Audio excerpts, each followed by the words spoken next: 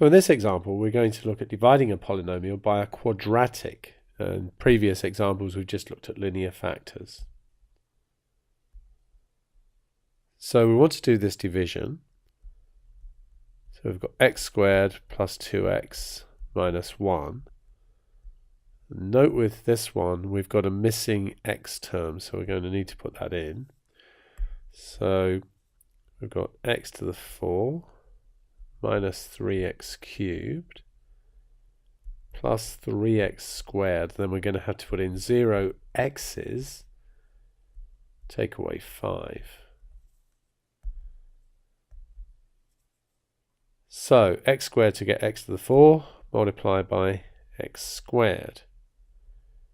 X squared times x squared is x to the 4. X squared times plus 2x is plus 2x cubed. Then we get minus x squared. Do the subtraction, that's going to give us minus 5x cubed plus 4x squareds, and bring down the 0x. We need to have 3 terms here now because we've got 3 terms in the divisor. So x squared to get minus 5x cubed, so that's minus 5x. And then that's going to give us minus 5x cubed. Take away 10x squareds and plus 5x.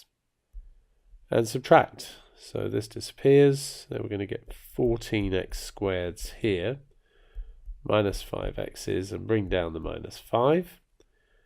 X squared to get 14x squared, so that's plus 14. And then 14x squared plus 28x's, take away 14 and subtract, and then we're going to get negative 33x's plus 9, and that's the remainder. When we divide by a quadratic, the remainder will be linear, as in the same when we divided by a linear, then the remainder would be just a number. And if you divided by a cubic, then your remainder would be quadratic, and so on. And perhaps I should clarify that just a little bit further.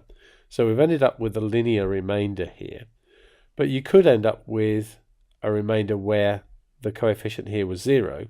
So when dividing by a quadratic, you could end up with a linear remainder of the form ax plus b, or you could just end up with a number because the a is 0. And if you divide it by a cubic, then in general you would get a quadratic remainder, but it could be that the a is 0 and you end up with a linear, and it also could be that a and b are both 0, so you just end up with a number.